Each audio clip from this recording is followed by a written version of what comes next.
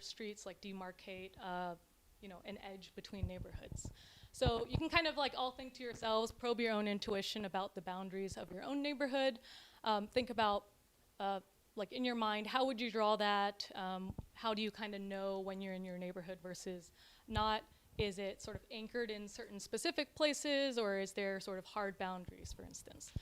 So the answers to these questions are interesting because they inform our design, development, placemaking practices, helps us understand resident use of local space, and understand also how sense of community can, to an extent, be encoded within physical space as well, so the built environment itself.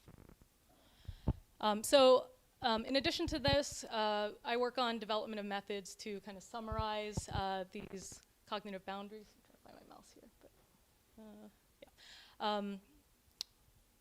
here, to summarize cognitive boundaries of urban neighborhoods. So how can we kind of understand better the nuance of where residents believe their neighborhoods to be, where they're located, how large or how dense the neighborhood itself is, what services it contains, what the identity of the neighborhood signals to maybe yourself and to others, and then how does that relate to behavior as well? So how does the idea of where your neighborhood is impact things like activity spaces within the city, like your own kind of areas that you act within the city? So a little bit of history. Many of you may know some of these things, but just to give you an idea of the other context that we're working with. So before we had our famous Chicago community areas, social scientists kind of recognized the insufficiency of some of these kinds of administrative regions or political area subdivisions for the purpose of kind of understanding, social patterns, social trends, and so on. So things like wards or other political subdivisions were often redrawn and maybe not sociologically relevant.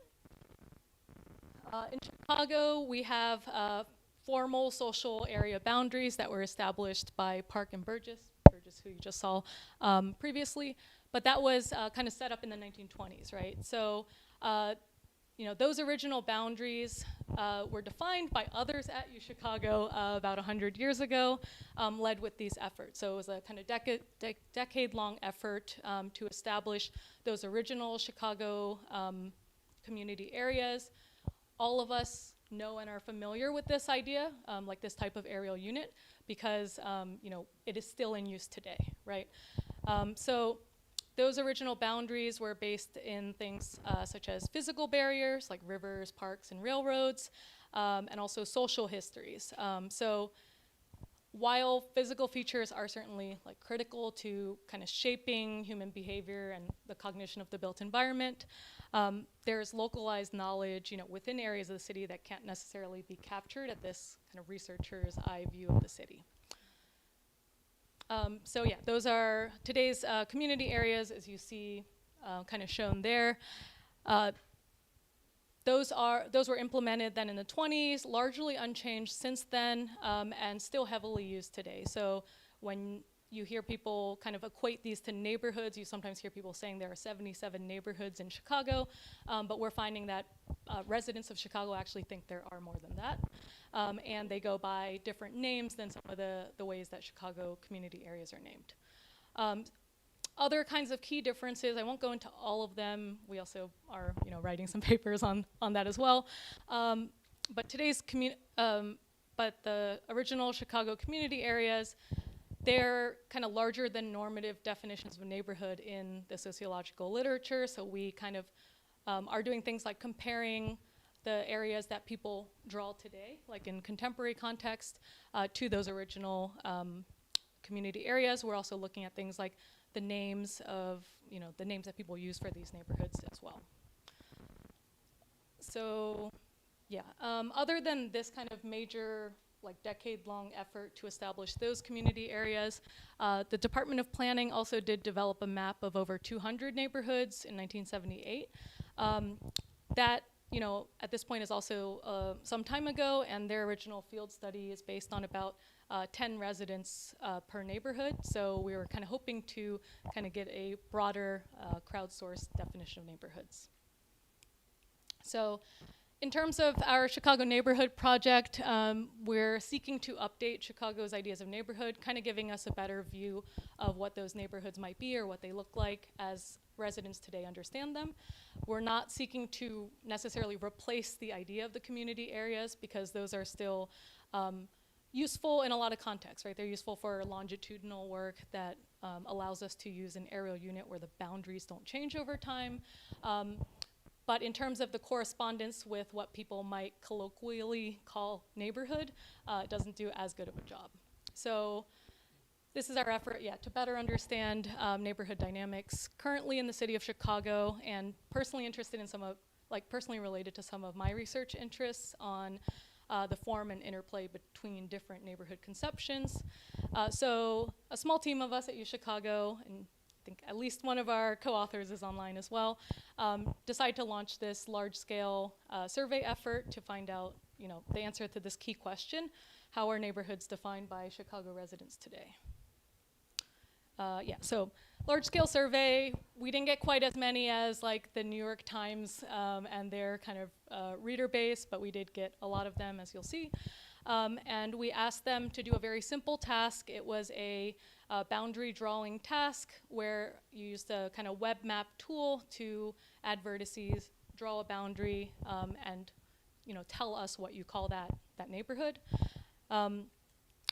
After cleaning, so we received initially 10,000 kind of landings or clicks into the survey, and then almost 6,000 complete responses as of this stage of data cleaning. We're still, it's still open and open to collecting more.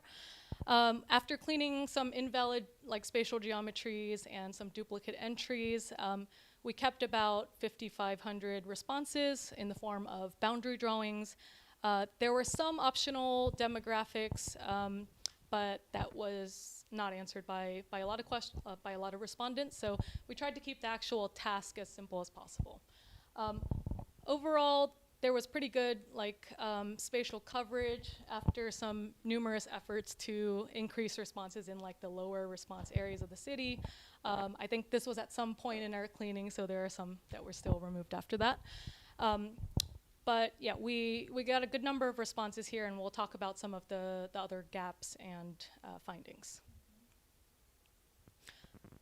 Okay. So in terms of the analysis, that was more of the initial data collection. In terms of the analysis, that allows us to kind of make further inquiry into how to measure and summarize shared conceptions of the urban neighborhood. But there are also a number of challenges. For instance, a lot of times people want to see a finalized map, and they want to just see the results, and they want to know, where do people think the neighborhood is. As researchers, we are more interested in kind of the nuance, where there's uncertainty, the kind of level of agreement between the regions, and so on. There are also challenges in measuring concepts like nested neighborhoods, and there's also contested neighborhoods. So in terms of nesting, if there is hierarchical organization in some of these neighborhood concepts, is there a South Austin within the neighborhood of Austin, that is going to really impact how we can kind of represent that and get that kind of idea from our data. So yeah, there's a lot of challenges with the kinds of names that people use and the cleaning and so on. In terms of contested neighborhoods, there's a lot of kind of rapid change in certain areas of the city. So we're seeing certain rapidly growing neighborhoods or rapidly invested in neighborhoods, which kind of increase in the spatial extent based on residents using those popular names, but that might hide some other kind of neighborhood representations as well. For instance, one collaboration I can talk a little bit more about later is also to explore how maybe different groups, such as real estate actors, might act differently in terms of how they name and delineate neighborhoods. Okay. So, I already mentioned the difficulty of working with these indeterminate or fuzzy boundaries. The tool itself also imposes a kind of structure on the types of responses we're collecting. We ask people to draw hard boundaries, whereas many people may hold kind of fuzzier concepts of where the neighborhood might drop off or where it ends. So there are challenges kind of inherent in that. In terms of like overall summaries, this is a little bit of an agreement area type approach, but one way to look at the data is to look at the agreement areas based on like how much people agreed upon certain names within a region, where just to give like a brief view of this map, you see darker areas indicating stronger agreement for those overlapping regions. So if you kind of look closely at some of these, I know it's hard at this scale, but you might see, for instance, Pilsen has some very strong agreement areas in this area, whereas concepts like Little Italy, there may be a little less agreement there. If people are using labels such as near West Side, you know, that might actually show less agreement than using terms like West Loop or something, which has a much stronger identity. So it's the level of agreement at kind of any given location. You can see how much agreement there is. One way to think about that is maybe if you're in this part of Hyde Park, there is a very strong agreement, or maybe you could even say, it's not quite right, but like the probability that someone will call it Hyde Park is very high at that location. But as you move further in certain directions, across certain streets and so forth, maybe that level of agreement goes down, so maybe the chance that people are calling that Hyde Park is a lot lower, for instance.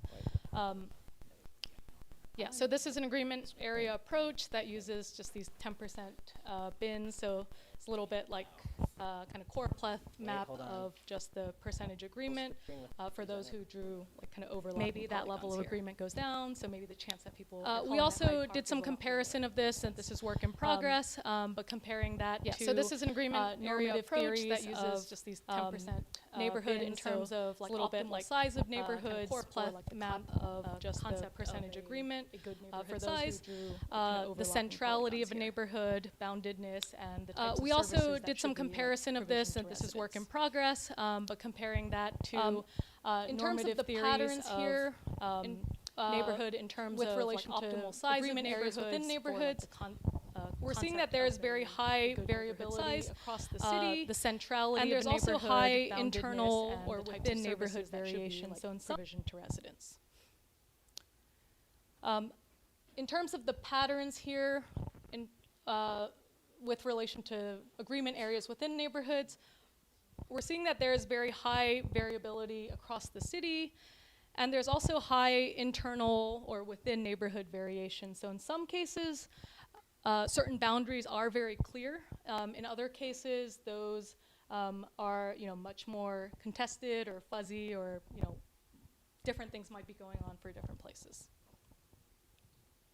An example, just if you want to zoom in a little to kind of get a sense, yeah, you can see in this map I did color everything along the same color scale, so it's harder to tell with neighborhoods that are close together. But in some cases, there are neighborhoods with very strong kind of edges that seem to come out, such as Lincoln Park, whereas Lakeview East, there may be some competition between those names. Sometimes the neighborhood names, of course, like have even like cardinal directions as part of it. So the idea of how Austin is represented as Austin, South Austin, or North Austin, that may cause some challenge in like finding a like strong one agreement area in those places. So yeah, we can also overlay that, compare that to some of the community area boundaries. So just to not confuse you too much, yeah, this is our resident responses, and then I'm overlaying in pink the Chicago community area boundaries. And you can see in some places where there is conflict, there are some places where that's really well lined up. But as researchers, there are also some things that are difficult to pull out, such as what is the influence of the existing community areas on residents' ideas, right? Many of us have seen community area maps before, or have referenced that in some way, so maybe you have some sense from that, like where the location is. But you also see places where neighborhoods extend beyond the borders a little bit, or maybe inhabit a much smaller portion of what's delineated as that overall community area. I didn't pull up all my notes on some of the like individual comparisons we started talking about when we were like chatting with Block Club, but I will try to pull out a few of these. One is that we had almost no one, or possibly no one, actually call this area of the city the Lower West Side, which is the community area name. You know, that consists of other nearby neighborhoods. Pilsen has a very strong identity, but is not the name of a community area. So yeah, there are cases which some community area names are just not used. Like, this is not how people think about those neighborhoods. To give you a little bit of, you know, the numbers here, after we did our main data cleaning process and name cleaning as well, we were left with approximately 120 neighborhoods, so more than the Chicago community areas, and some of those, you know, do not overlap with the community area names as well.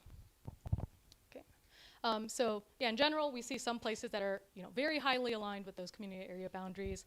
Others seem to overflow those suggested containers, and others only inhabit, you know, a portion of that community area kind of region. So some non-named neighborhoods, or some neighborhoods that you don't see in like the community area list, do appear as well. Okay, yeah. Are there any that, I don't know if you can read it at this scale, but are there any that like kind of jump out to you in terms of patterns? Yeah. It's a little hard to identify, but there's one where there's like this really dark spot, sort of in like the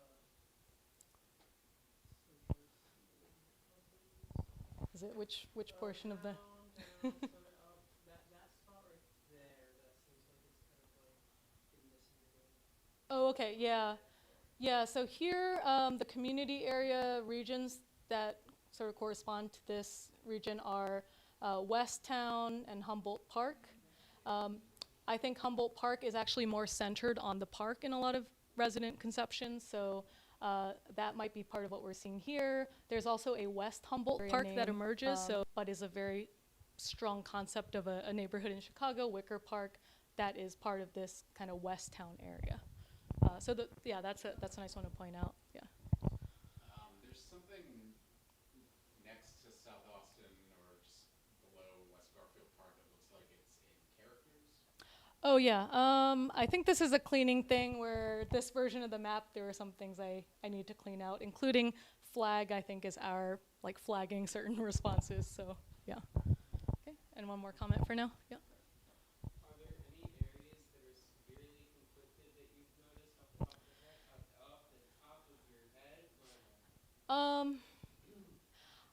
I don't have a good one to pull out like right now, but yeah, as you kind of explore, as we kind of explore this, I think we are gonna see more of that. Yep. The task that you asked them to do, did you ask them to draw boundaries of their neighborhood or any neighborhood they wanted to? So yeah, we did not say just your home neighborhood, but most people provided their home neighborhood. No, you can draw as many as you want, but the vast majority of respondents just drew one. And we did ask them, I don't think it was required, but we did ask them, what is your like relationship to the neighborhood? Whether it's like you currently live here or you used to live here, I know this place for some other reason. Yeah, so there wasn't a limit on how many neighborhoods they could draw. Most people drew just one, and most people drew their home neighborhood. Yep. Maybe I'll go through a few more slides, and then happy to discuss more as well. Yeah. Okay. We also did a different kind of aggregation, and this is a version of kind of what we are working with for the Block Club article, because in the Block Club article, which some of you may have seen, they really wanted us to do a kind of winner-takes-all version of the map.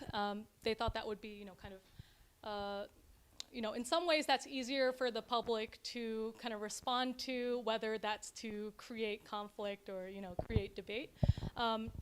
But yeah, we did this aggregation where we actually created these sort of summary areas that show if you only have one name that kind of dominates in a certain place, like what is that name? So that's why we kind of refer to it. It's a vector-based aggregation method, but we refer to this as the winner-takes-all approach.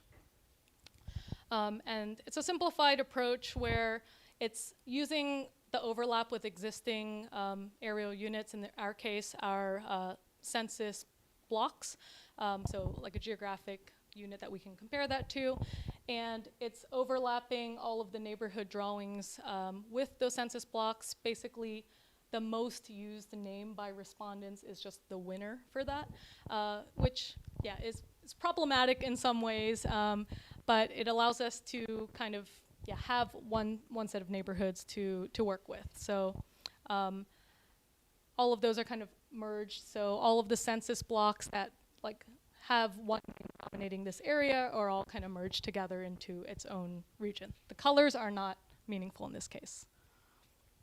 Okay, working on the methodological write-up for some of that, but I think that's the general process. And then, since foremost we're academics, we have to go through all of the shortcomings and limitations with something like this kind of approach.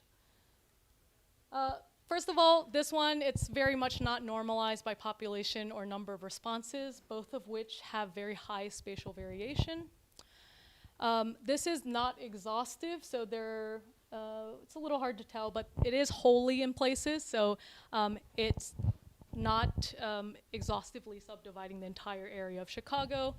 So a lot of things that weren't included in people's responses in terms of like the extent of their responses. Many industrial areas are left out. There are a lot of large stadium complexes or hospital areas or large kind of parking lots that typically aren't included in this idea of neighborhood. Some parks were also excluded or, you know, may serve as more of a boundary to that region. It's a little bit simplistic in that it doesn't account for what I mentioned before, potential hierarchical structure of neighborhoods or competing definitions within the same areas. And of course, like we didn't get a systematically, like spatially systematic representation of all areas in the city. So in some places we just had a lot more responses. So yeah, in terms of this kind of simplicity, in reality and in our data, you know, areas are not mutually exclusive in the way that this kind of summary view suggests. So they're, you know, this obscures some important information as well, some important ideas. And then this is also making a lot of assumptions of what kind of representation we should use for neighborhoods. The idea, as I mentioned, that the tool itself asks you to draw polygons. You may not think of your neighborhood in terms of, you know, a bounded polygon. So the tool and a lot of our analysis does very much assume that people want to draw polygons in the first place. You could think of potential other representations of neighborhood, like maybe you think of your neighborhood as a center and then some kind of, you know, drop off from that, or more kind of field-like representation with a lot of internal variation. You may not even reference your neighborhood in terms of areas, but maybe by, for instance, like a street intersection. So in that case, even the act of naming a neighborhood in this way might, you know, it might be too simplistic, right? Okay, so that's kind of the main previews of some of what we're working on. We have some ongoing analysis. There's a collaboration with a colleague, Dr. Lin, who is moving to UIUC, on looking at GPT-generated boundaries. So, you know, if we're using kind of mostly online type definitions or ideas about neighborhood, what are those kinds of neighborhood boundaries that are generated? How does that compare to our data with, you know, residents providing that information? We also have some collaboration with Ian Kennedy at UIC, and they're looking at specifically with real estate actors' definitions of neighborhoods in Chicago. How does that compare from, for instance, Craigslist postings of that use neighborhood names? We're also open to new ideas and directions. Also, yeah, if there are potential collaborations that you think are really fruitful. And I also welcome, I know many of you have very many interesting questions to ask as well. So So with that, I'll kind of wrap there. Thanks all for your time. Looking forward to these kinds of questions. I'm not that active yet. I'm just like not that active on social media anymore, but I do have a Blue Sky if you want to connect there, and I can point you to references as well. Okay.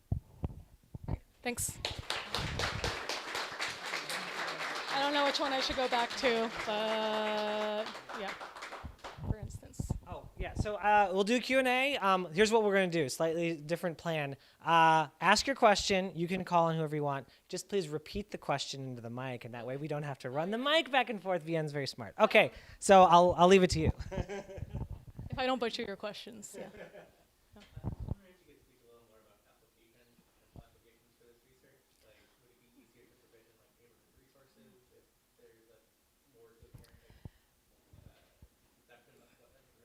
I think so. I think for kind of planning, potential applications for this work. I think as you suggest, yeah, there are important uses for like planning and management in terms of if we better understand how people think of their neighborhoods, how they sort of characterize different space in the city, that could help with, yeah, where we provision resources. The idea of like community identity around this as well. So actually giving people a sense of, yeah, this is an accepted name that's used for that community and that maybe should be reflected in some other documents. So yeah, we've had some conversations like, for instance, with like Chicago Planning, and they're pretty interested in hearing, for instance, where these places are. Okay, yeah. Yeah, I was just gonna, well, this is great, so thanks for sharing.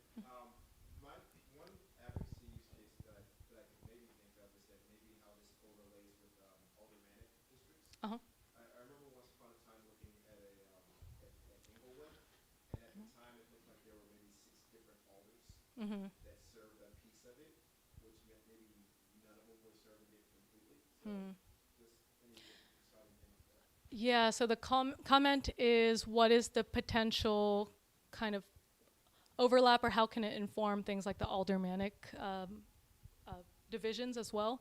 And yeah, this is something we haven't thought so specifically about this kind of application, but I think that this is an area where those divisions actually do potentially have a lot of like room for improvement in terms of how well it represents the people who live within a community. So the idea that maybe an alderman can serve a community that has like maybe a named area, maybe can more closely work with constituents that way.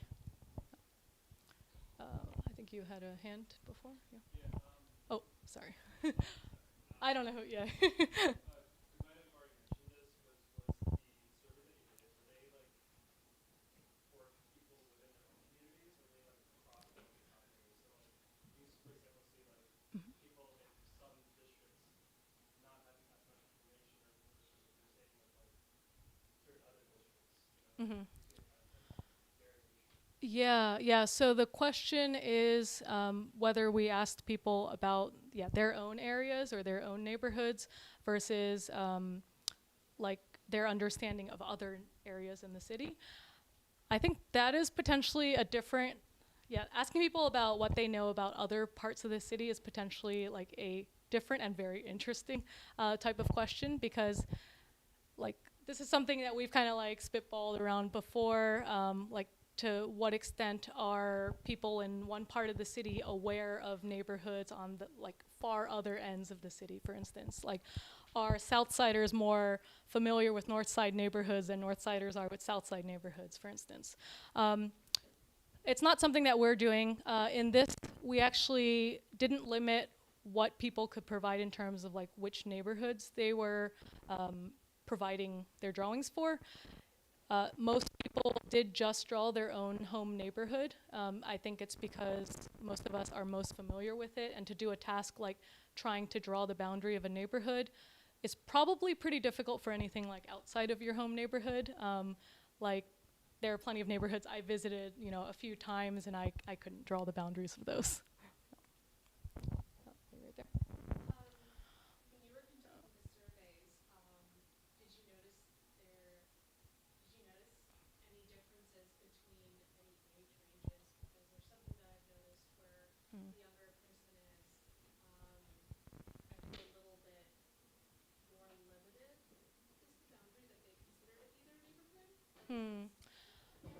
Like, okay, so the question is, did we notice variation in responses based on different age brackets or age ranges? And the suggestion that you gave is that younger people may have a much smaller like area that they use to represent a neighborhood. So we don't have enough demographic response to really do any kind of like demographic analyses like in that sense. So yeah, those that did provide demographics represent just a small percentage of all of our respondents. So we could do it as kind of an exploratory thing, like see what size neighborhoods people are drawing. But that's an interesting idea, like whether, would it potentially relate to like movement of younger people being more restricted within like the city or within the neighborhood, or? Oh.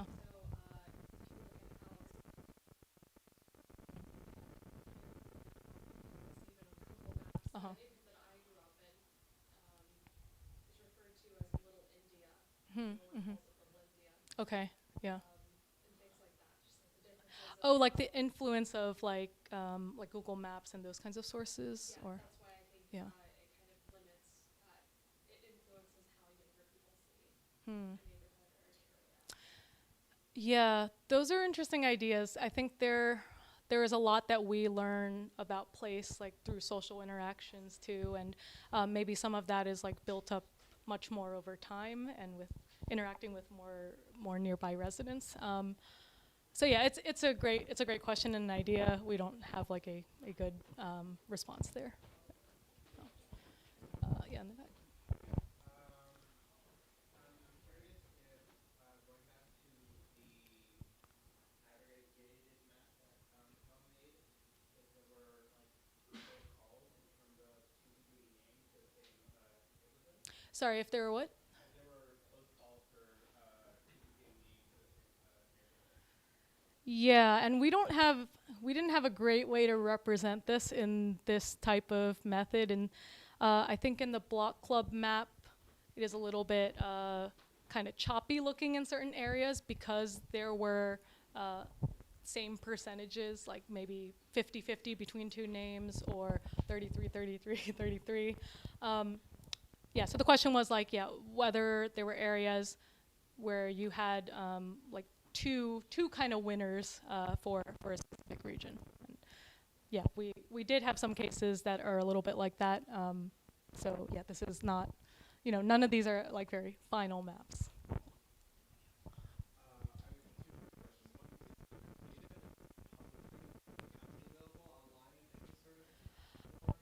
So currently, we don't have a public version of the data. We would have to clean that up more.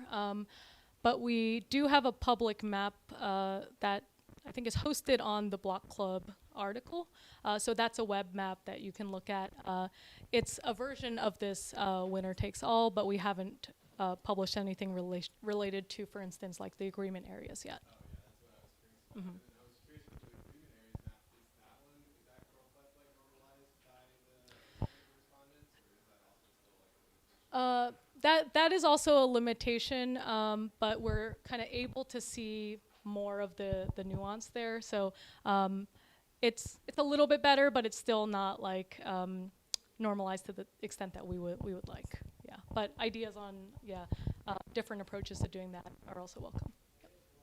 So based on like the methodology you use here, it seems like this may be the most accurate representation of people in Chicago for a city that like prides itself on being a city of neighborhoods. Like, seems like applicable data. Do you have any like relationships with elected officials or government offices to present this data to as a kind of maybe a really good data set for them? So in terms of that next step, I don't want to say anything official because, I don't know what we'll plan to do with that. But yeah, I think it is a better view of some of this kind of information than we've had before. So it would be interesting to communicate this back, because we originally reached out, for instance, to the aldermans on their listservs and newsletters to see if they would help get constituents to respond to that. So yeah, communicating that back in some form would be a next step. Okay, one last question. Yeah, right here. So it seems like there's a lot of informal ways that Chicago's neighborhoods are broken up as it is. Did you find that those informal ways are more closely related to what actually is the formal representation, or was it a divergence with those? I'm not sure I fully understand. So like all of the neighborhood names that you were coming up with, did you find that? Oh, more agreement or more disagreement. I would say a lot of the community area names did show up in the names that are used. So there were only a few examples that where we didn't see their usage. Part of that is, I think, the kind of prevalence of this idea of the community areas, kind of in resident psyche, and we've all probably heard about them in some form. So it's tough to pull that out, because there is going to be some influence of the existence of these community areas that are out there and that we've seen for 100 years. I would say there is a good amount of agreement, and some of what we've been looking at is why some of these neighborhood areas are so large in Chicago. Some of that might also be kind of pulled larger in terms of spatial extent than one might normally think of as neighborhood, just because we do feel the influence of those community areas. Okay. Yeah, thanks for all the questions. Oh, sorry, go ahead. All right, we are going to switch to the civic hacking portion of the evening. Let me pull it up here. We'll just bring up the breakouts, right? Wait, hold on. Try Hack Night. Oh, wait, I already have the website over here. Here we go. Breakouts. Boom. Okay, so this is how breakouts work. If you are running a breakout group tonight, you can kind of, I think we'll just line up over here. So if you want to start making your way around, or whichever way you want to go, we'll start a line over here. So breakout groups. Everybody has a chance to join or start a breakout group. You'll hear from the folks that are already have breakout groups that are going. They'll give maybe a 30-second to a minute-long pitch. You'll get to hear about that and decide which one you want to go to. If you yourself would like to start a breakout group, you're welcome to do so. Those can be just a discussion group, a learning group, or if you have a project idea that you want to get started, those are all valid uses of a breakout group. So we'll go ahead, and who's going to be our first person? Do we have one? I can get a volunteer. Okay, yeah, Vien's going to get a volunteer for us here. It's more dramatic because they're behind the wall. Yeah. What's behind door number 1? Oh, are you first, Eric? Yeah. Here you go, Eric Sherman. Here we go. Hi, it's me, Eric Sherman.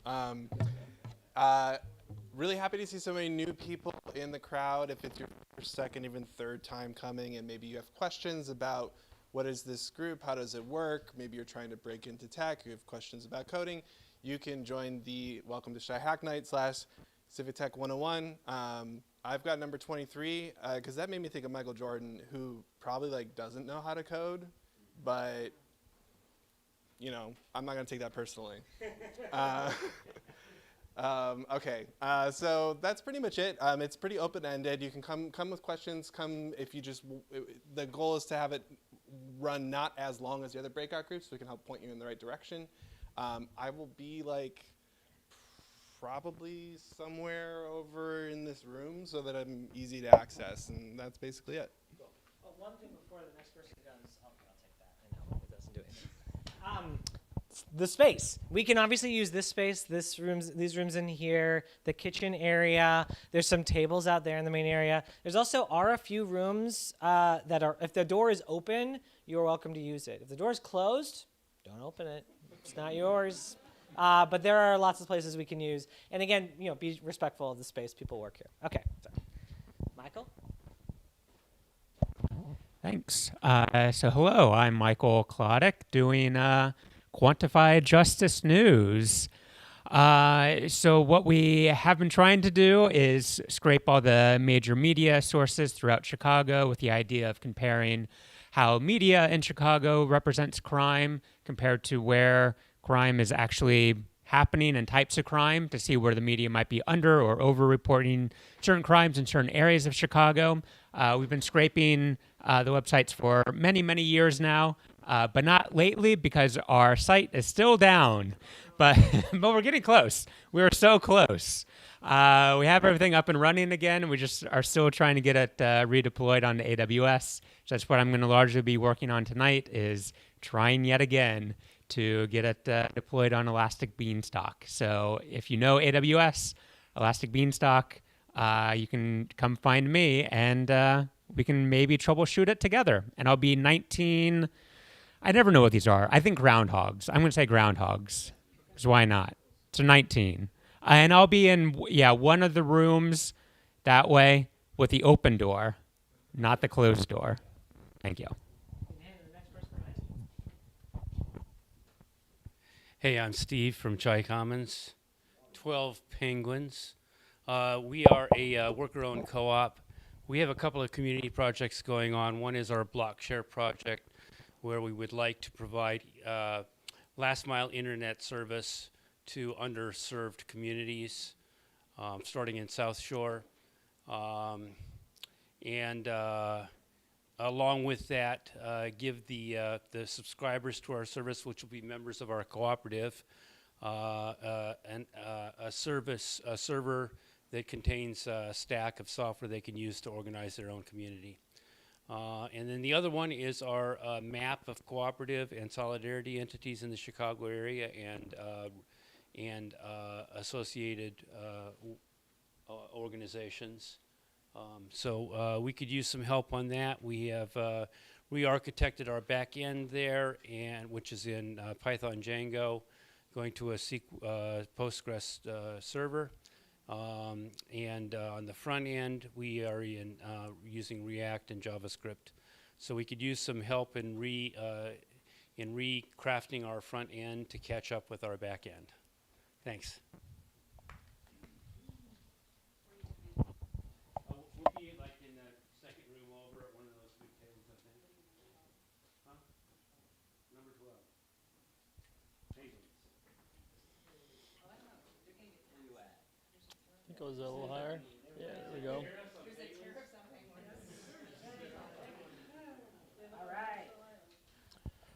Hey, we're into Civi. We try to help people stay notified about bills that impact them. We've recently kind of launched an iOS app, and we have the website that works, and we have Illinois, Chicago, and federal data. We are working on actually getting all 50 states in here with using a new scraper. So we have a whole data project going on, and we have a whole app project going on. If y'all are interested in either one of the two, can show you around there. We will be 16 kittens. We'll be in there. No, Victor. Wait, I'm not doing climate change tonight because I'm doing digital security. Yeah. Oh, wait, you're breaking the fourth wall. Hello. Oh, wow, this is warm. This is kind of nice. Yes, I'm with climate change. Well, I'm not with climate change, but we're called climate change. That sounds like I'm a fan. I'm not pro-climate change. So hello, we are a climate breakout group. We're like a general building group. So if you are interested in bringing a climate-related project to us, you just let us know. But primarily, we are working on Electrify Chicago, which is a beautiful, stunning, svelte website.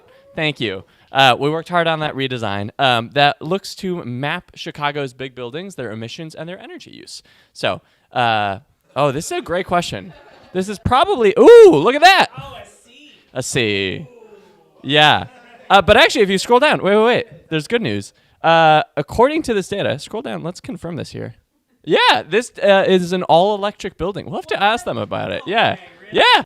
So this is actually a great sample of what we work on. So we do a lot of analysis, Python, and then have a Vue.js friend with Gridsome as a static site generator. So if you're interested, come join us. We are 6 vague birds. There's different birds. They're not all the same. And we'll be, I don't know where we'll be, actually. I don't know anything about this space. Find me around. I'll be around. They should get more than a C, don't you think? They're all electric. Well, look at the grades. They have, Their emissions intensity. Let's not argue in front of the All right, kids. all right. Fine. All right. I am running a breakout group. We've been running a group called Protecting Communities for a few months now, and that breakout group has spawned a new breakout group, which is actually just rehash of a breakout group that's been going on off and on for the last 5 years. Digital security. Is your OPSEC secure? It may not be. So we're going to teach you how to use everybody's favorite app, Signal, and then also VPNs, how to browse safely. Essentially, just kind of be a space for you to ask questions about security. It can be a complicated, overwhelming thing, and we're just going to try to help you make it a little bit more straightforward and take some basic steps to make your digital life more secure. So, Vian, you're running it with me, right? Yes, I am. Yeah. What are we? We are 20 Bs. We're 20 Bs. Yeah. And there's nobody hiding behind the door, right? Is that it? Yep, that's it. Does anybody else want to start a breakout group? Can you go through the groups one more time? Yeah. We can recap. Before we do that, though, any other folks want to start a breakout? Okay. The groups are Welcome to Chai Hack Night, Digital Security 101, Quantifying Justice News with Michael, Chai Commons with Steve, Climate Change with Victor, Windy Civvy with Sartaj, and then I think that's it for the ones, I don't know. Yep, that's it. Those are the ones. Did I miss any? Okay, that's it.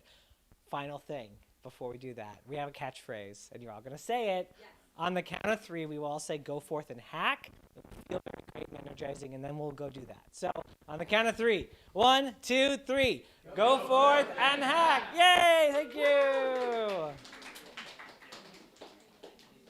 Cue the music.